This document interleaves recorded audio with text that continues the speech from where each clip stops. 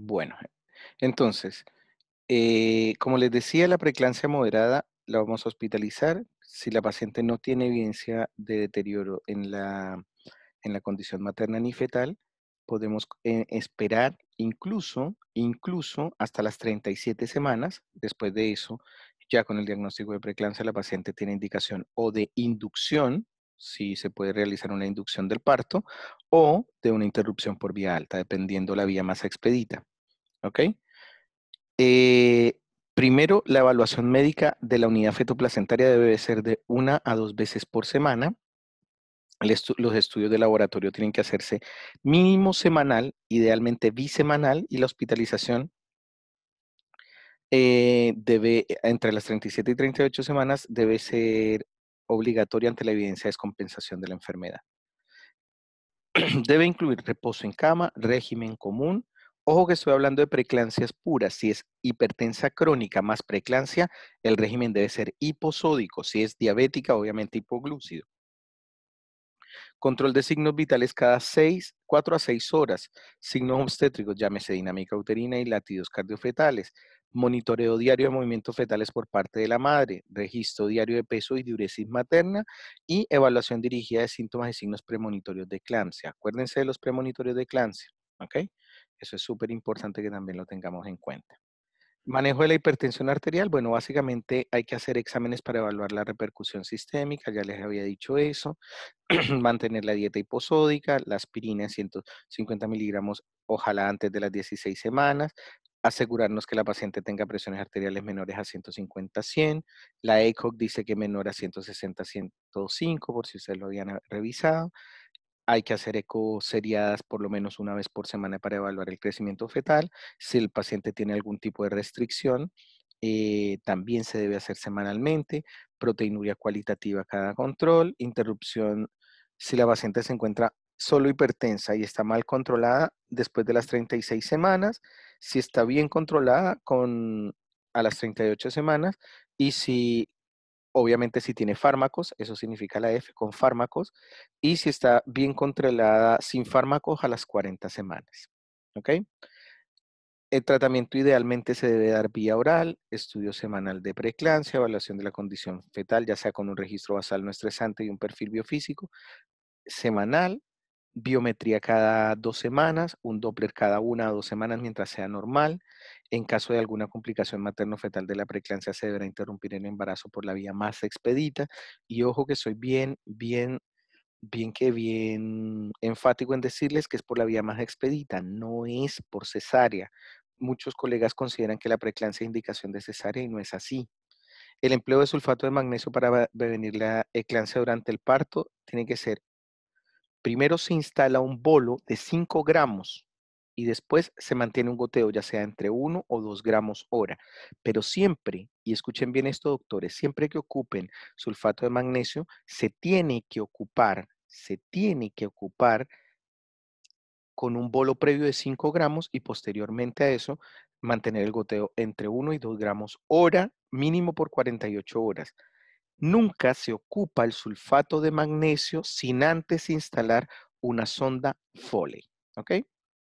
Si se han utilizado antihipertensivos, deben mantenerse durante el puerperio, dependiendo de Doc, las cifras tensionales de nuestra paciente. ¿Sí? una pregunta. Sí. Entonces, ¿el manejo profiláctico va a ser igual al manejo de la eclampsia ya instalada con respecto al sulfato de magnesio? Siempre. El manejo profiláctico incluso puede Siempre ser empieza más el bolo. importante. Siempre se ocupa el bolo. Incluso el manejo Ah, ya. profiláctico es más importante que el manejo terapéutico, porque cuando nosotros ya tenemos una eclampsia, básicamente el sulfato de magnesio nos sirve como estabilizador de membrana, pero ya no nos está evitando nada porque ya tenemos la eclampsia. Para tratar la eclampsia, lo que tenemos que es interrumpir el embarazo y esperar que el cuerpo responda, ¿no es cierto?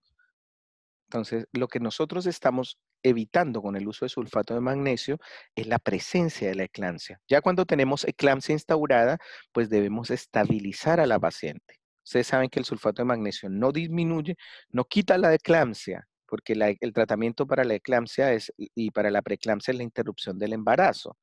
Pero colocar el sulfato de magnesio nos sirve como estabilizador de membrana. Los que han tenido la oportunidad de ver alguna vez una eclampsia se dan cuenta que a pesar de que uno después de que la paciente convulsiona le coloca el sulfato de magnesio, puede seguir incluso convulsionando.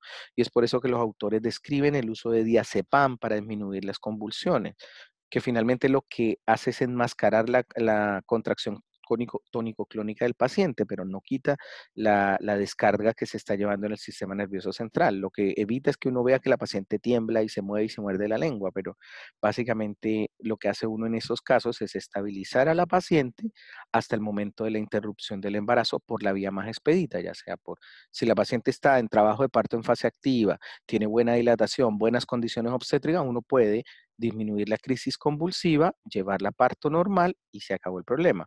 Pero si tenemos una paciente con malas condiciones obstétricas, un bicho malo, que no tiene dilatación, no está en trabajo de parto en fase activa, pues se calma la situación, se espera que la paciente baje las convulsiones y una vez que eso ya ha sido resuelto, se lleva a la paciente a la interrupción por vía alta, incluso con el tiempo específico para tener el laboratorio completo, para que el anestesista se entere y muy probablemente el anestesista de una paciente eclántica va a querer darle anestesia general, pues ustedes saben que estas pacientes son o sea, mientras que las plaquetas no estén por debajo de 60.000, porque si las plaquetas están por encima de 60.000, ellos prefieren siempre darle anestesia regional porque las pacientes eclámpticas tienen grandes dificultades para la intubación, sobre todo para anestesia general. Ahora, las pacientes con síndrome de Hell habitualmente siempre van a anestesia general porque estas pacientes bueno, ya tienen un compromiso multisistémico y claramente la coagulación es exageradamente deficiente. ¿Ya? ¿Sí quedó claro, doctor? Sí, gracias. Bien, listo. Doctor, Dígame, doctora. no sé si estoy equivocada, pero ahí cambiaría la dosis, ¿o no? No, la dosis Cuando sigue es siendo la como misma, doctora. preventivo, No, sigue ¿no siendo la eran misma. 5 Sí, pues para es un la bolo. eclampsia Doctora, el en bolo? bolo es de 5 gramos en todas, en Ya. preeclampsia y eclampsia. De hecho, cuando veamos parto prematuro, te vas a dar cuenta que se ocupa la misma dosis para prevención, para neuroprotección fetal. Esa es la ventaja Ah, que ya. tenemos con el, El con bolo antes el en los sulfato. poles, y después gramos. Perdón, no escuché. No, alguien tiene el micrófono abierto. Ah, ya. Eh, Mire, la idea es esta. entonces, La ¿y la dosis mantención del sulfato de sería magnesio es de gramos? 5 gramos en bolo, en 15 a Ya. 20 minutos, y se mantiene a 2 gramos hora. Después Ah, se ya, puede la mantención. bajar, después de 24 horas, incluso uno lo baja a 1 gramo hora. Pero la idea Ah, es siempre un bolo, o sea, sonda Foley, bolo de 5 gramos, después un goteo entre 1 o 2 gramos hora. Ese es. ya. Y lo bueno, como le digo, doctora, es que sirve para preeclampsia, para eclampsia y para neuroprotección fetal. Entonces no se les va a olvidar nunca. ¿Ok? Ya. Bien. Gracias. Entonces, claramente las pacientes con preeclampsia severa deben estar en un centro terciario. Idealmente, la interrupción debe ser por sobre las 34 semanas, de ser posible. Si no, se privilegia la vida de la madre. Si tenemos una señora, como nos contaba la doctora hace un ratito, con 28 semanas y tiene una preeclampsia severa que se está convirtiendo en un síndrome de HELP, pues claramente nosotros no vamos a esperar hasta el término porque se nos va a morir la mamá y se nos va a morir el feto. Entonces, si tenemos que interrumpirla a las 28, 29, 30 semanas, tenemos que hacerlo en un centro que esté capacitado para ello, con una muy buena unidad de cuidado intensivo neonatal y una unidad de cuidado intensivo para la madre, ¿no es cierto? Si las complicaciones maternas o fetales no se presentan, podemos esperar incluso hasta las 34 semanas, 35 semanas. Es muy difícil que una paciente con una preeclampsia severa pase las 35 semanas. Es súper complejo, porque ustedes saben que son cuadros súper serios. Las complicaciones maternas deben ser vigiladas fundamentalmente como primero, el síndrome de Hell, segundo, la eclampsia y las crisis hipertensivas. Eso es lo más frecuente.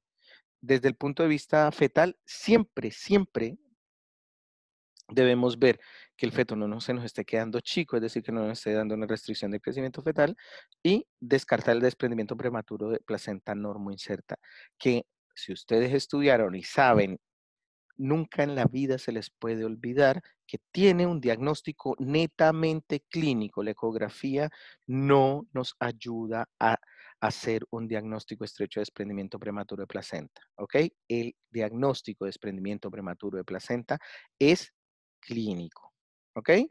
Eso me imagino que les quedó claro en la charla anterior. El manejo intrahospitalario debe incluir hospitalización, reposo absoluto, régimen dependiendo de la tolerancia de la madre, control de signos maternos cada 3 a 4 horas, control de signos obstétricos de la misma manera y evaluación dirigida de los síntomas y signos premonitorios de eclampsia. El manejo también en el tratamiento antihipertensivo por vía oral mientras se pueda, uso parenteral reservado solo para las crisis hipertensivas, el hemograma completo con pruebas hepáticas y estudio de coagulación bisemanal, proteinuria 24 horas y clearance de creatinina semanal, evaluación de la condición fetal, registro basal no estresante, perfil biofísico fetal, eh, biometría fetal cada 10 a 14 días, estudio Doppler de la arteria umbilical, una vez por semana si es normal y si la edad gestacional impone la conservación del embarazo debe realizarse cada 48 horas. El control de peso y la diuresis, la inducción de maduración pulmonar, eso es súper importante, eso lo vamos a aprender cuando veamos parto prematuro, pero váyanse familiarizando con la betametasona, que es uno de los corticoides que nos ayuda a inducir la maduración de los pulmones del feto después de las 24 semanas, se da en 2 dosis y si no tenemos betametasona, dexametasona 6 miligramos cada 12 horas intramuscular por 4 dosis en embarazos que son menores de 35 semanas. También se administran corticoides en embarazo mayores a 35 semanas en los cuales se ha decidido la interrupción del embarazo y se ha constatado la ausencia de madurez bioquímica del pulmón mediante estudio de líquido amniótico, eso también lo vamos a ver en parto prematuro, y obviamente el sulfato de magnesio. Recuerden, doctores, recuerden que es súper importante, esto es una de las maniobras más importantes para disminuir la morbimortalidad fetal, la inducción de maduración pulmonar. Algunas pacientes está indicada la sedación, pues ustedes saben que están agitadas, no es de rutina, pero uno lo prefiere hacer. La dexametasona en alta dosis en casos de gel y embarazos menores de 30 a 32 semanas, 10 miligramos de cada 6 horas, durante 24 a 48 horas. Algunos autores afirman que tiene mucha utilidad.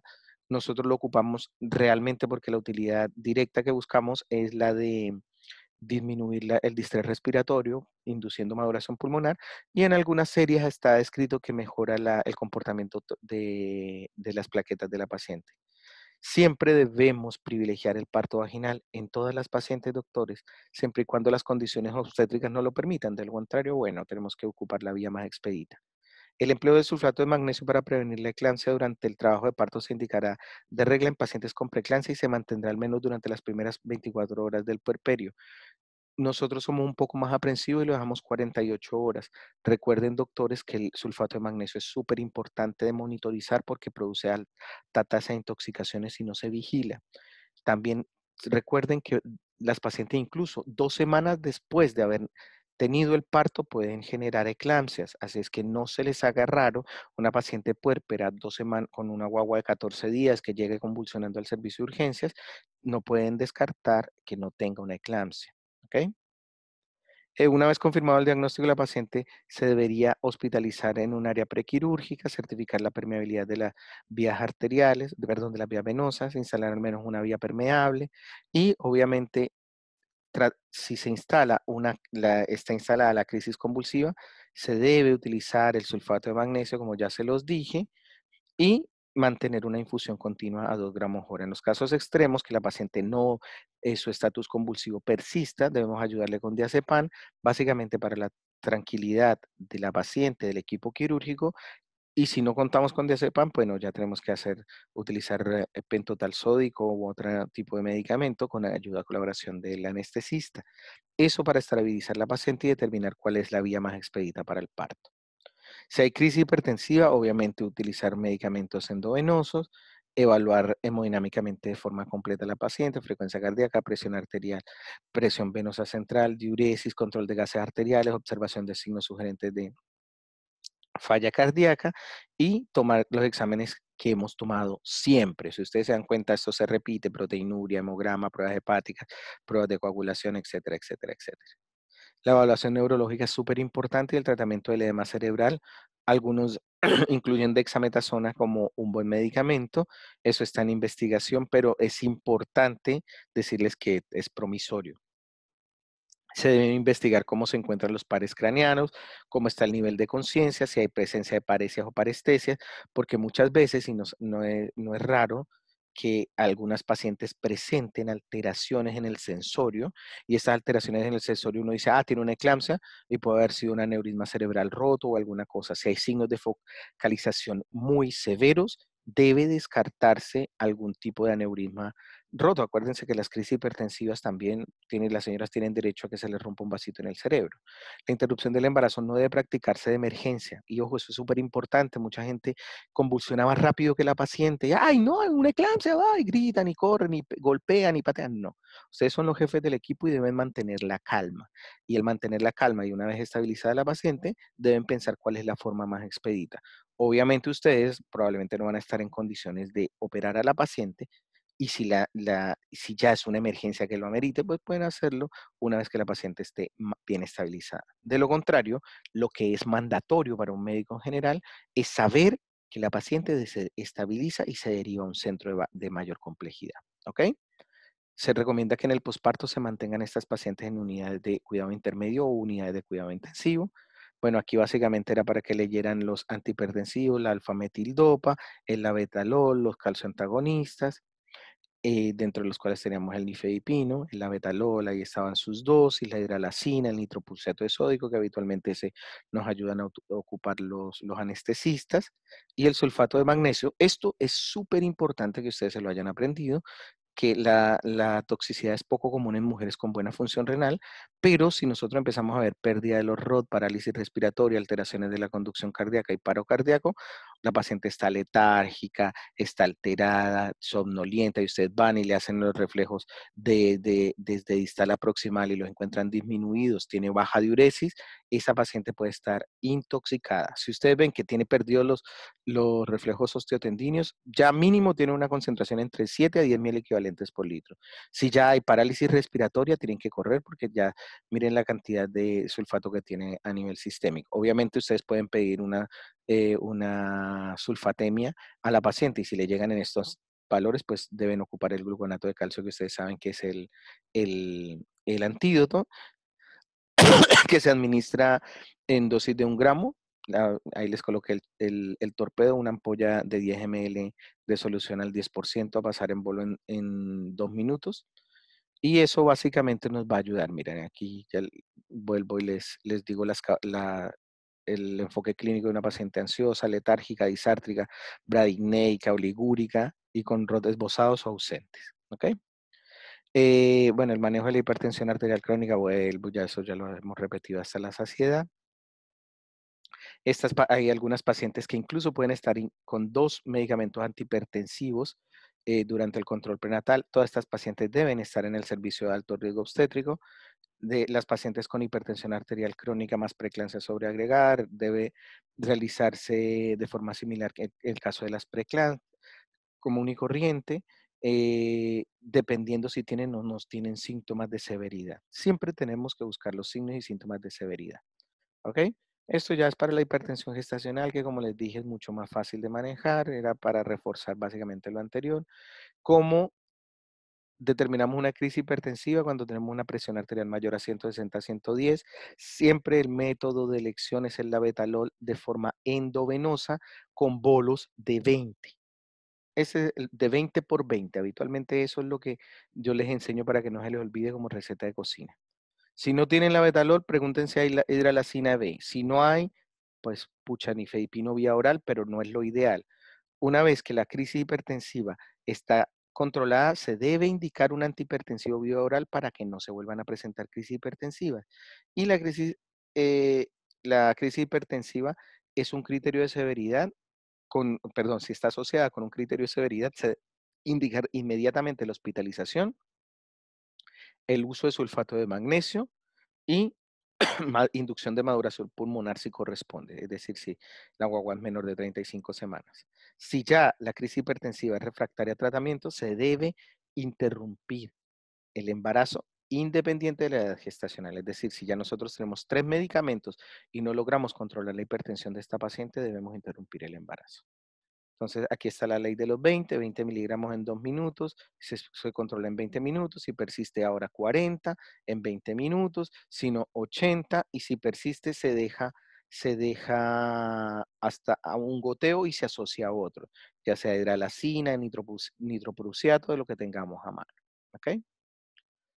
Estos son los criterios de interrupción de la preeclampsia moderada, 37 a 38 semanas, preeclampsia severa, idealmente a las 34 a 35, o si no, en el momento en que haya deterioro, eclampsia inmediatamente que se ha yugulado la crisis convulsiva, por la vía más expedita, hipertensión crónica primaria a las 40 semanas, si no hay requerimiento de hipotensores, entre las 37 y 38 semanas, si está con medicamento hipotensores, la hipertensión arterial crónica más preeclampsia sobreagregada, entre las 35 y las 37, dependiendo del contexto de la paciente y la severidad de la hipertensión, y la hipertensión gestacional, 40 o más semanas de acuerdo al comportamiento materno.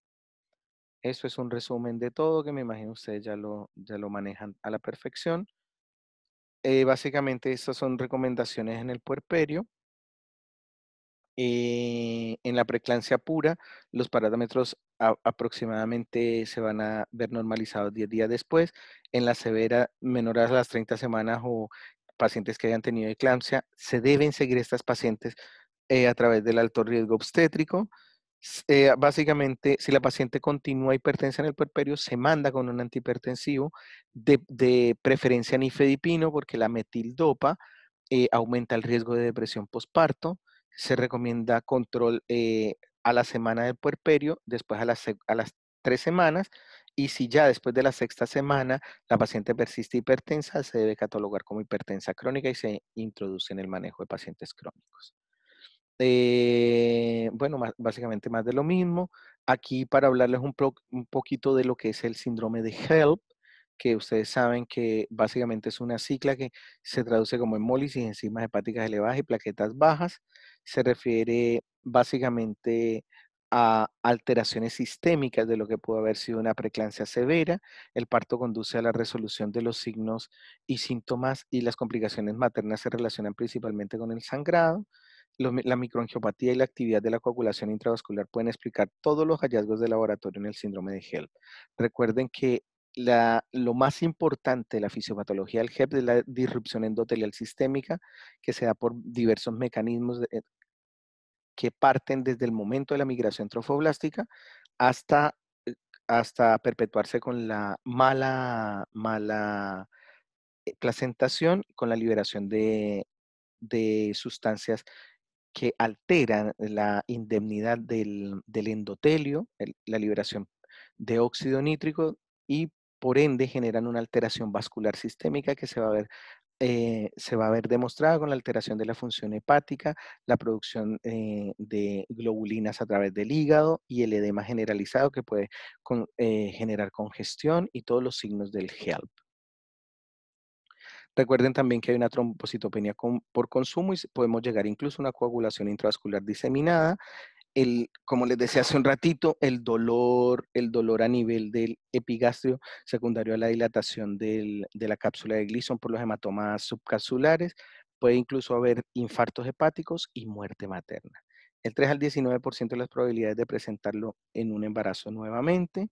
Y bueno, básicamente el diagnóstico se realiza en embarazadas con síntomas característicos: dolor en el cuadrante superior derecho, epigástrico, náusea, vómito, malestar generalizado. Algunas presentan ictericia, hipertensión de inicio nuevo en la segunda mitad del embarazo, en la primera semana del puerperio. Pruebas de laboratorio que confirman o descartan. Y bueno, los exámenes deben incluir hemograma completo, frotes periférico, pruebas hepáticas, creatinina, y obviamente se basa en la presencia de todas las anormalidades de laboratorio que ustedes ya deben saber de memoria, que son aumento de la LDH mayor o igual a 600, AST y ALT elevadas al doble límite normal, y un recuento de plaquetas menor a 100.000. Se puede dividir en 1, 2 y 3, que ustedes ya saben, eso no lo voy a profundizar, básicamente lo deben saber, y que las complicaciones más importantes son las maternas y las fetales, dentro de las cuales las complicaciones maternas son la muerte, el edema agudo de pulmón, la insuficiencia renal aguda, la coagulación vascular intravascular diseminada, desprendimiento prematuro de placenta normoinserta, hemorragias o falla hepática, sepsis y síndrome de dificultad respiratoria del adulto. Con respecto a los fetos, bueno, parto prematuro, distrés respiratorio, hemorragias, enterocolitis necrotizante, muerte, entre otros. Y ya básicamente el manejo es ya es intraunidad de cuidado intensivo, es multisistémico, multifactorial, pero los pasos iniciales son evaluar a la madre de la misma forma como se evalúa a una paciente con una eclampsia y obviamente hacer los aportes del órgano que esta paciente tenga comprometido. Básicamente, si la paciente se encuentra descompensada y sospechamos de la ruptura del hematoma subcapsular, pues tenemos que entrar a intervenirla para ver si es que tiene presencia de alguna rotura hepática o algo así. Y básicamente lo demás es ver cómo se va recuperando la función de la coagulación en estas mujeres. Se debe hacer diagnósticos diferenciales entre hígado graso agudo, púrpura trombocitopénica trombótica y síndrome hemolítico urémico. No quiero profundizar tanto en esto porque esto ya es de manejo especializado, pero hay tips que a uno le ayudan a determinar si la paciente está cursando con una u otra patología. Por ejemplo, si ustedes tienen la duda que la paciente está haciendo un hígado graso agudo del embarazo, la forma más fácil de discernir y hacer el diagnóstico diferencial, porque son muy parecidos, es solicitarle una glicemia en ayunas. Las pacientes con hígado graso agudo en el embarazo tienen periodos de hipoglicemia. ¿Ya? Hacen una hipoglicemia severas y eso se debe básicamente a que hay alteraciones directas entre el metabolismo y empieza a haber un daño pancreático recidivante. ¿Ya? Estas pacientes generalmente se asocian mucho y se presentan de forma tardía en el tercer trimestre y son básicamente los mismos síntomas del GEL, pero uno puede llegar, la única forma, lo único que llama la atención que puede ayudarlo a uno a hacer el diagnóstico diferencial es la glicemia en ayuno. ¿Ok? Con respecto a las pacientes con microangiopatía trombótica o púrpuras trombocitopénicas trombóticas, básicamente el componente más notorio en estas pacientes es que empiezan a generar trombos y coágulos a diferentes alturas. Es más difícil, incluso estas pacientes que tienen microangiopatías trombóticas pueden hacer trombosis mesentéricas, pueden hacer tromboembolismos pulmonares masivos y tienen un muy mal pronóstico.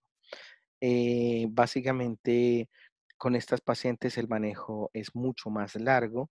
Si uno lo sospecha, habitualmente el paciente en la unidad de cuidado intensivo es sospechado por el luteólogo, empiezan a hacérseles tratamientos de plasmaféresis que tienen un bajo rendimiento, pero hasta ahora es con lo que contamos en este tipo de pacientes. Y estas pacientes con microangiopatías trombóticas tienen una alta tasa de mortalidad global. ¿Ok? Y bueno, el síndrome hemolítico urémico es algo que no quiero tocar en profundidad porque básicamente ya estas pacientes tienen una afección grave. Básicamente se producen, como ustedes lo saben, cuando los vasos sanguíneos de los riñones se dañan. Son pacientes que ameritan diálisis precoz y son pacientes que van a tener un muy mal pronóstico obstétrico en el manejo global de estas pacientes.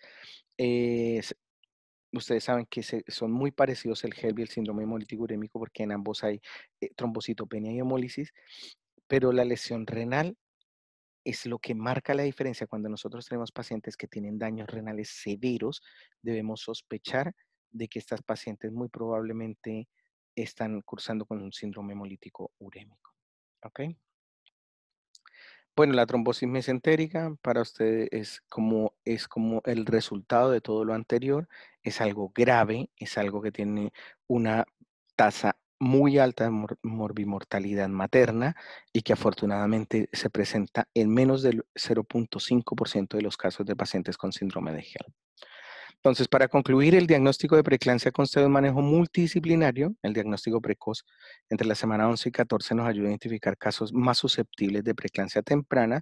Además, se puede dar tratamiento profiláctico que realmente disminuye la incidencia de preeclampsia y de manera muy significativa de preeclampsia severa, y llevar un control prenatal más apegado y riguroso a los pacientes con este tipo de patologías en el servicio de alto riesgo, y tenemos que irnos familiarizando con las curvas de crecimiento fetales. El síndrome hipertensivo del embarazo es una importante causa de mortalidad, ustedes ya lo saben. Sí, es predecible, pero tiene su costo. Es prevenible en cierta medida si cambiamos las formas de cuidado de las pacientes, y es muy importante realizar medidas preventivas adecuadas, más seguimiento y diagnosticar de manera precoz y tener un manejo uniforme y adecuado para mejorar los resultados maternos y fetales. Muy bien, doctores, hemos dado término a la presentación del día de hoy, así es que los invito, les quedan 5 minutos para que ingresen a la plataforma y puedan desarrollar la prueba.